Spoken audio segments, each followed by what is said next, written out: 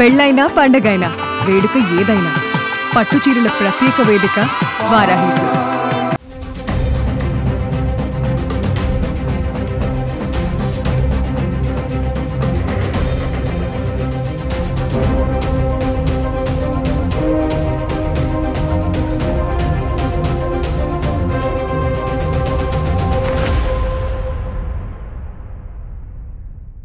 Medical సీట్ల పేరుతో దాదాపు 30 మంది విద్యార్థులను విదేశీ విద్య పేరుతో తీసుకొని వెళ్ళి కోట్లాది రూపాయలు దండుకున్నటువంటి ఒక వ్యవహారం ప్రస్తుతం ఏపీలో సంచలనంగా మారింది. అయితే దాదాపు 30 మంది విద్యార్థులు హైదరాబాద్లో ఉన్నటువంటి ఈడీ ప్లస్ కన్సల్టెన్సీ పేరుతో నడుపుతున్నటువంటి వెంకటరెడ్డి అనేటువంటి వ్యక్తిని నమ్మి మోసపోయినటువంటి నేపథ్యంలోనే వాళ్ళందరినీ కూడా అమెరికాకి తీసుకొని వెళ్ళి అక్కడ ఒక యూనివర్సిటీలో మెడికల్ సీట్లు ఇప్పిస్తానని చెప్పి తీసుకొని వెళ్ళినటువంటి నేపథ్యంలోనే అక్కడ వాళ్ళందరినీ కూడా నిర్బంధించి మరీ పెట్టి మళ్ళీ ఇండియాకు వచ్చే విధంగా ప్రెజర్లు పెట్టారు. ఈ నేపథ్యంలోనే ఆ ఒక విద్యార్థుల తల్లిదండ్రుల నుంచి దాదాపు కోట్ల రూపాయలు దండుకున్నటువంటి వ్యవహారం ప్రస్తుతం బయటపడింది. దానికి సంబంధించినటువంటి బాధితులు విద్యార్థులు కూడా మనతో ఉన్నారు, వాళ్ళతో మాట్లాడదాం. అసలు స్టూడెంట్ ఉన్నారు, మిమ్మల్ని ఎలా తీసుకువెళ్ళారు, అసలు అతన్ని ఎలా కన్సల్ట్ అయ్యారు, ముఖ్యంగా మెడికల్ సీట్లు పేరుతో అతను చెప్తున్నటువంటి వ్యవహారానికి సంబంధించి అతనికి ఏ విధమైనటువంటి రైట్స్ ఉన్నాయి? బేసిక్గా గూగుల్లో సెర్చ్ చేసినప్పుడు యూనివర్సిటీస్ గురించి ఈయన వన్ ఆఫ్ ది రిక్రూటర్ అని చెప్పేసి వచ్చేసింది. రిక్రూటర్ కదా అని చెప్పేసి ఆయన దగ్గరికి వెళ్తే అధిక మొత్తంలో మా దగ్గర బాగా డబ్బులు తీసుకొని కన్సల్టేషన్ ఫీ అని చెప్పేసి వీసా ఫీజు అని చెప్పేసి ఇలా ఎక్స్ట్రా ఛార్జ్ చేసేసి మా దగ్గర చాలా డబ్బులు తీసుకున్నాడు. తర్వాత మమ్మల్ని ఎట్టకేలకు ఆ దేశానికి తీసుకెళ్ళిన తర్వాత ఆ దేశంలో చూస్తే సీట్ కోసం మీరు అతను కన్సల్ట్ అయ్యారు, ఎక్కడికి తీసుకెళ్ళారు? మెడిసిన్ సీట్ కోసం ఆయన కన్సల్ట్ అయ్యాను. ఆయన వచ్చేసి కొలంబస్ సెంట్రల్ యూనివర్సిటీ, సెంట్రల్ అమెరికాలో ఉన్న బెలిస్ దేశానికి తీసుకెళ్ళాడు. తీసుకొని వెళ్ళి మా దగ్గర బాగా డబ్బులు తీసుకున్నాడు అందరి దగ్గర. తీసుకున్న అతను అక్కడికి వెళ్ళిన తర్వాత మేము ఎప్పుడైతే రిక్రూట్ చేశాడు అనుకున్నాము ఏదైతే ఇండియాలో, అక్కడికి వెళ్ళిన తర్వాత మాకు తెలిసింది ఏంటంటే కాలేజ్ ఇతనిదే అని తెలిసింది. కాలేజ్ ఇతనిదే అని తెలియడంతో మేము అధిక మొత్తంలో ఆల్రెడీ డబ్బులు చెల్లించాక మరి అక్కడి నుంచి ఇంకో దేశానికి వెళ్ళలేక బాధపడుతూ అలాగే అక్కడే కొనసాగించాము. కానీ లాస్ట్లో వచ్చేసరికి అతను ఏదో బిజినెస్లో ఏదో పెద్ద దెబ్బ తిన్నానని చెప్పేసి ఆ కాలేజ్ మొత్తం తీసినట్టు తర్వాత తెలిసింది. అక్కడ నుంచి 30 మెంబర్ స్టూడెంట్స్ వచ్చేసి మొత్తం ఫ్లై అయిపోయారు. చాలామంది వచ్చేసి వేరే యూనివర్సిటీస్లో మళ్ళీ ఆ 2 ఇయర్స్ ఏదైతే వాళ్ళు నష్టపోయారో మళ్ళీ ఫస్ట్ నుంచి స్టార్ట్ చేశారు. నేనైతే అధిక మొత్తంలో మొత్తం 4 ఏళ్ళ నుంచి 5 ఏళ్ళ వరకు మొత్తం నష్టపోయాను. అండ్ రైట్ నో నేను 2018లో నా మెడిసిన్ కెరీర్ స్టార్ట్ చేశాను. 2025 ఇది. ఇప్పటి వరకు నాకు ఏ సర్టిఫికేట్ రాలేదు అతని నుంచి. ఆ సర్టిఫికేట్స్ కోసం అడుగుతుంటేనేమో డబ్బులు కట్టలేదని అంటున్నాడు. డబ్బులు కట్టిన రిసిప్ట్స్ చూపిస్తేనేమో అతని దగ్గర నుంచి డిఫెండ్ చేసుకోవడానికి ఏ పాయింట్స్ లేవు. ఇప్పటి వరకు అతని నుంచి మాకు ఏ రెస్పాన్స్ లేదు. పైగా మాకు చాలా బెదిరింపు కాల్స్ కూడా వస్తున్నాయి అతని నుంచి చేయించేవాళ్ళు. అంటే కొలంబో సెంట్రల్ యూనివర్సిటీ పేరుతో డబ్బులు తీసుకున్నారు, లేదంటే ఆ యూనివర్సిటీ పేరుతో మిమ్మల్ని వెళ్ళారని చెప్తున్నారు. సో దానికి ఏమైనా ఆథరైజ్డ్ ఉందా? మిమ్మల్ని అక్కడ తీసుకొని వెళ్ళినప్పుడు ఆ యూనివర్సిటీకి తీసుకెళ్లారా, లేదంటే ఇంకెక్కడికైనా తీసుకెళ్లారా? ఎప్పుడైతే మనము సెంట్రల్ అమెరికాలో మెడిసిన్ చేయాలనుకుంటామో మోస్ట్ ఆఫ్ ది స్టూడెంట్స్ యూఎస్లో సెటిల్ అవ్వాలని వెళ్తారు. యూఎస్లో సెటిల్ అవ్వాలంటే మెయిన్గా మనకు ఒక అక్రిడేషన్ ఉండాలి. ఆ అక్రిడేషన్ అనేది కొలంబస్ సెంట్రల్ యూనివర్సిటీకి ఉంది. అది ఉంది కాబట్టి మేము అదంతా చూస్ చేసుకొని అక్కడికి వెళ్ళాము. తర్వాత గ్రౌండ్ అనాలిసిస్ మొత్తం చూస్తే అక్కడున్న లెక్చరర్స్ కానీ తను పెట్టిన అడ్మినిస్ట్రేషన్ కానీ అదంతా చూస్తే అక్కడికి వెళ్ళిన తర్వాత ఏదైనా అక్రిడేషన్ మనకి నార్మల్గా 3 to 4 ఇయర్స్ స్పాన్కి అప్రూవ్ అవుతుంది ఒక కాలేజ్కి. 2020లో అప్రూవ్ అయిన అక్రిడేషన్ 2024 వరకు ఉంటుంది. Even though the college is not running properly, accreditations అనేవి అలాగే ఉంటాయి. ఎప్పుడైతే 2024లో మళ్ళీ రీఎవాల్యుయేషన్కి వస్తారో అప్పుడు గ్రౌండ్ అనాలిసిస్లో మొత్తం బాగాలేదు కాలేజ్ అంటే అక్రిడేషన్ అనేది వెళ్ళిపోతుంది. ఎప్పుడైతే మేము 2022-24 ఉంటుంది అనుకున్నామో అదే ఒక హోప్తోనే నేను ఆ కాలేజ్కి వెళ్ళాను. కానీ అక్కడికి వెళ్ళిన తర్వాత ఆ కాలేజ్ మొత్తం ఇతనిది అని తెలిసింది. ఇదంతా పెద్ద స్కామ్ అని మేము చాలా లేట్గా రియలైజ్ అయ్యాము. ఎలా ఉంది ఆ కాలేజ్ అట్మాస్ఫియర్ మీకు కనిపించింది? కాలేజ్ అంటే ఇప్పుడు నార్మల్గా అట్లీస్ట్ మినిమం టు మినిమం ఒక 50 స్టూడెంట్స్ అని ఉండాలి. మేము వచ్చేసి ఒక 30 స్టూడెంట్స్. నా తర్వాత జూనియర్స్ వచ్చారు, 27 మెంబర్స్ నా జూనియర్స్. నా క్లాస్మేట్స్ వచ్చేసి జస్ట్ 3 మెంబర్స్. 3 మెంబర్స్లో 2 మెంబర్స్ ఆల్రెడీ వేరే కాలేజ్కి వెళ్ళిపోయి వాళ్ళు ముందుకు వెళ్ళిపోయారు. నేనేందంటే మనీ ఇక్కడ కట్టేశాను, స్ట్రక్ అయిపోయానని చెప్పేసి ఇతని దగ్గరే ఉండిపోయా. కానీ నాకైతే ఎటువంటి న్యాయం జరగలేదు. క్లాసెస్ అవన్నీ జరిగింది? జరిగాయి. ఆ జరిగిన క్లాసెస్ కూడా మాకు సర్టిఫికేట్స్ అయితే ఏమీ రాలేదు. ఆ సర్టిఫికేట్స్ వచ్చినా అవి వ్యాలిడ్ కాదు. ఎందుకంటే బేసిక్గా ఇప్పుడు ఏదైనా సర్టిఫికేట్ రావాలంటే మనకు కాలేజ్ మెయిల్ ఐడి నుంచి కానీ బ్యాక్గ్రౌండ్ వెరిఫికేషన్ చేయించేటప్పుడు కానీ ఏదైనా అక్రిడేటెడ్ బాడీస్కి అన్నిటికీ ఆ కాలేజ్ నుంచి వచ్చిన మెయిల్ ట్రాన్స్క్రిప్ట్ అయితేనే వాళ్ళు యాక్సెప్ట్ చేస్తారు. కానీ మాకు ఇక్కడ ఈ వెంకటరెడ్డి అడ్మినిస్ట్రేషన్ ఎవరైతే ఉన్నారో ఇక తెలుగు వాళ్ళే గోపిరెడ్డి అని ఇంకొక అతను ఉన్నాడు, తెలంగాణ అతను. ఆయన అక్కడ అంతా మేనేజ్ చేసేవాడు ఈ ట్రాన్స్క్రిప్ట్స్ ఇవన్నీ. వాట్సాప్ ద్వారా మాకు సర్టిఫికేట్స్ వచ్చేవి. వాట్సాప్ ద్వారా సర్టిఫికేట్స్ వస్తే ఎక్కడ ప్రపంచంలో ఏ యూనివర్సిటీకైనా ఏ గవర్నమెంట్ అయినా వాట్సాప్ ద్వారా వచ్చిన సర్టిఫికేట్స్ని యాక్సెప్ట్ చేయదు. అంటే మిమ్మల్ని ఒక సీ దగ్గర పెట్టారు, అసలు అక్కడ సేఫ్టీ లేదు అనే విషయాలు తెలుస్తుంది. ఎక్కడ పెట్టారు? సో యాక్చువల్గా మాకేంటంటే ఒక బేసిక్ ఓపెన్ ఏరియా తీసుకొని ఒక అతను అక్కడున్న బెలిస్ సిటిజన్షిప్ ఉన్న అతనితో ఒక 4-5 హౌసెస్ కట్టించి రేకులు వేసేసి right next to the water ఉంటుంది కదా, స్టాక్ అయిపోయిన వాటర్ మొత్తం, అంటే నిలబడిపోయిన వాటర్ అక్కడ ఏంటంటే చాలా ఈ బెలిస్లో అనేది క్రోకడైల్స్ ఇవన్నీ ఎక్కువ అనమాట. ఆ పాండ్స్లో అక్కడే ఇది right next to the pond మా లొకాలిటీ ఉండింది. సో వెరీ డేంజరస్గా ఉంటుంది నైట్ టైమ్స్లో అయితే.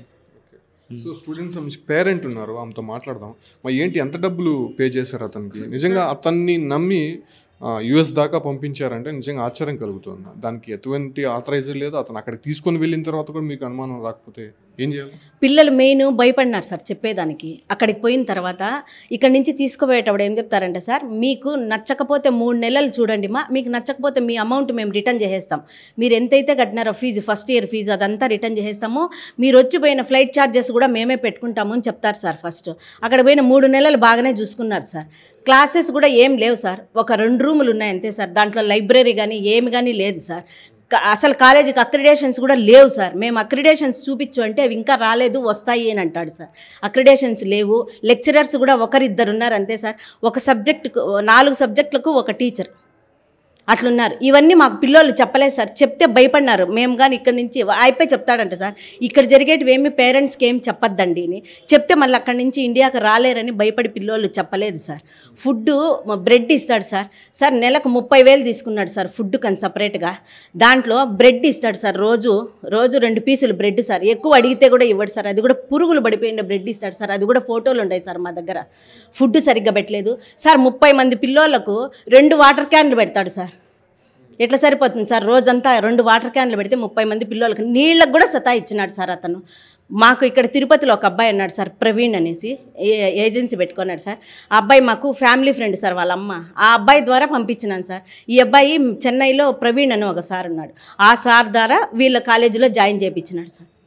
ఆ అబ్బాయి మీద నమ్మకము ప్లస్ వచ్చి ఆ ప్రవీణ్ సార్ కూడా బాగుంది మా కాలేజ్ అని చెప్పినాడు సార్.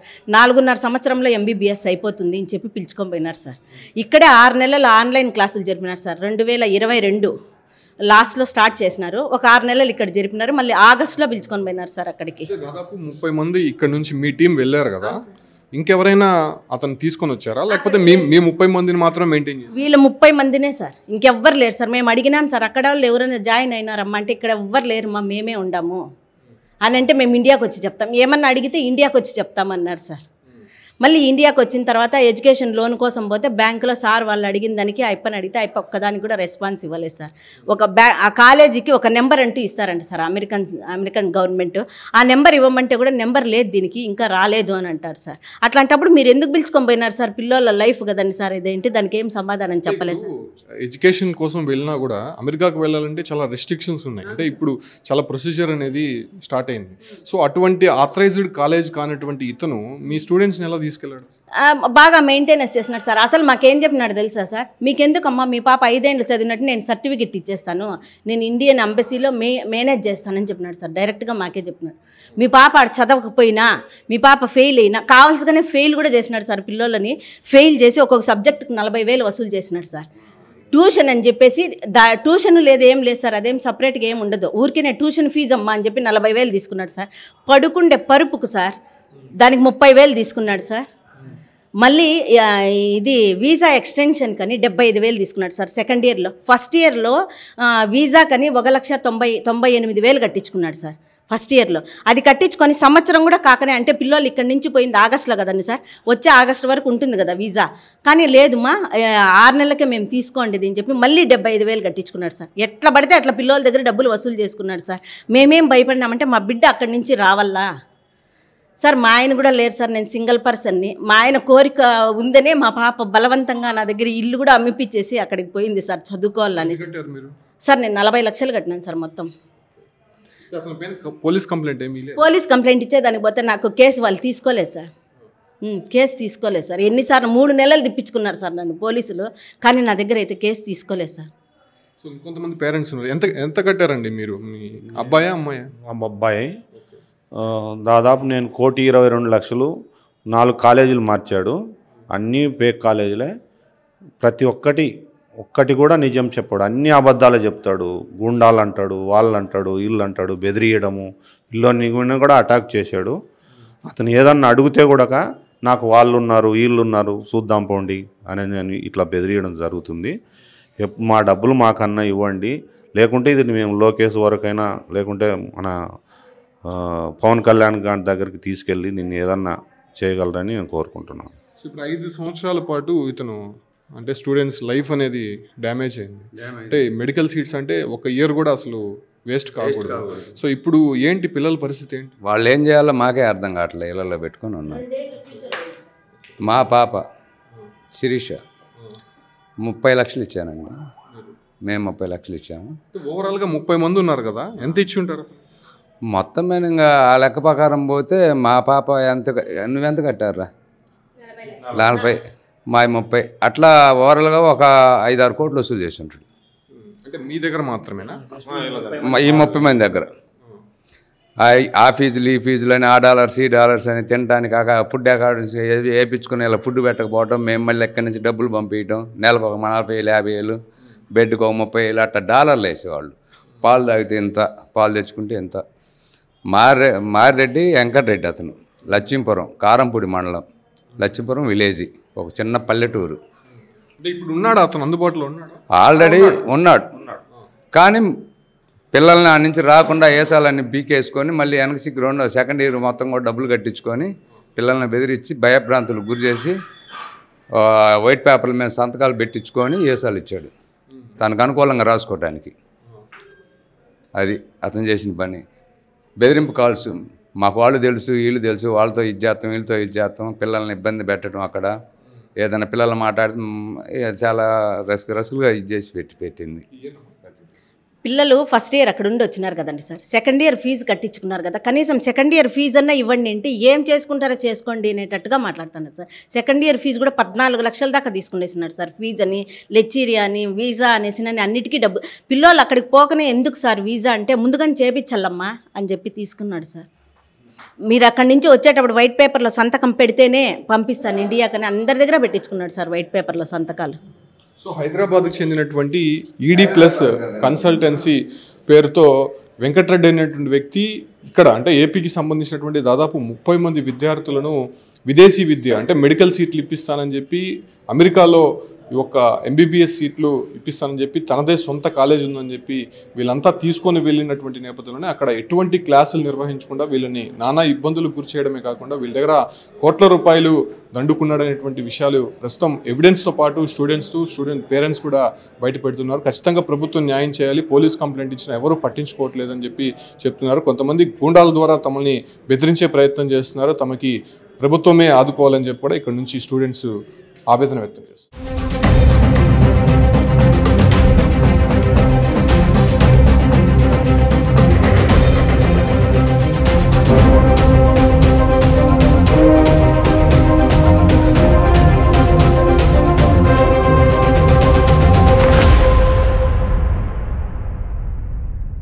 సుమన్ టీవీలో మీ పర్సనల్ అండ్ బిజినెస్ ప్రమోషన్స్ కోసం కింది నెంబర్కి కాంటాక్ట్ చేయండి.